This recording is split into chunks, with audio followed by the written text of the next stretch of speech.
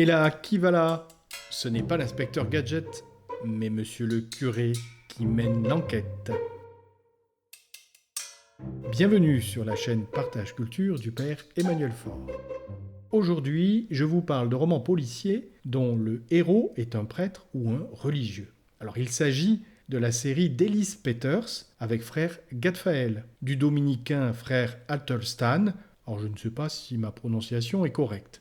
Donc frère Athelstan de Paul Doherty et enfin le fameux père Brown de Chesterton. Commençons par Elise Peters. Elle est décédée en 1995, elle était anglaise. La série Frère Gadfael comporte 20 titres. Ce sont les aventures d'un moine bénédictin du XIIe siècle. Frère Gadfael est herboriste de son abbaye, c'est-à-dire qu'il est le pharmacien, le médecin. Et à ce titre-là, le shérif du comté lui demande souvent son avis sur des morts suspectes. Les intrigues sont bonnes. Il y a de l'action, de la réflexion, la dimension psychologique des personnages est mise en avant. Elise Peters disait « Plus j'avance dans la série, moins les intrigues me passionnent, mais cette dimension humaine, cette dimension psychologique des personnages est de plus en plus importante pour moi. » Moi, je trouve que les intrigues sont toujours bonnes. Alors, il y a des rebondissements, et puis toujours une petite histoire d'amour. Et frère Gadfael est un excellent conseiller matrimonial. Nous faisons à présent un petit bond dans le temps pour nous retrouver au XIVe siècle, avec la série de Paul Doherty, dont le héros est frère Athelstan.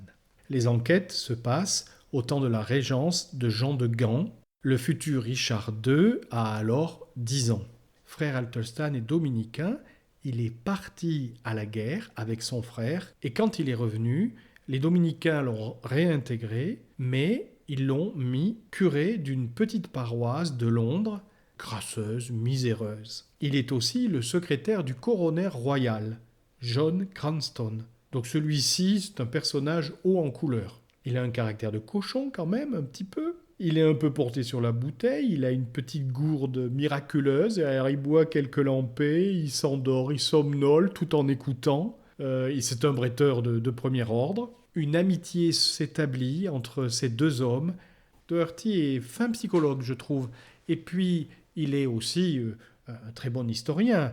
Et il dépeint les rues de Londres, la vie quotidienne des gens, de façon très très bonne. Il y a beaucoup de descriptions des rues, c'est intéressant. Moi, je trouve que ça casse le rythme.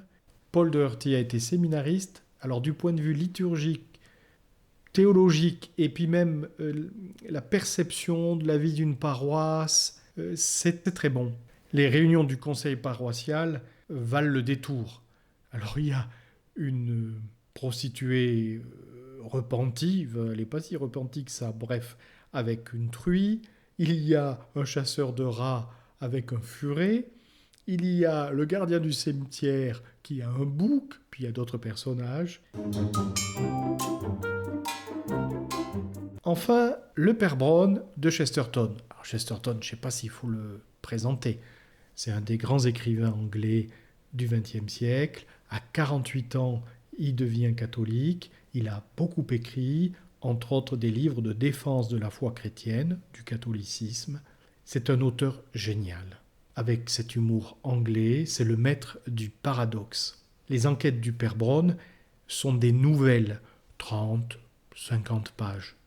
Donc du coup, on entre moins dans l'épaisseur des personnages. Et surtout, le père Brown, dans certaines nouvelles, il apparaît un peu comme un Deus ex machina. On ne voit pas trop comment il arrive dans l'histoire. Et puis, il résout l'énigme avec une logique, par des voies déconcertantes, mais c'est plein de bon sens. C'est très drôle. Les éditions Omnibus ont publié en 2008 l'intégrale des nouvelles. C'est un gros pavé quand même. Si vous désirez connaître un peu, ce que vous faites, c'est que vous achetez un des recueils. Il y en a qu'on trouve à 2 € ou 3. Et puis si vous aimez, vous achèterez le gros omnibus. Voilà, de bonnes lectures pour cet été. N'hésitez pas à marquer un petit pouce levé si vous avez apprécié, de vous abonner. Il y a des émissions en préparation. Je vous dis à très bientôt et que le Seigneur vous bénisse.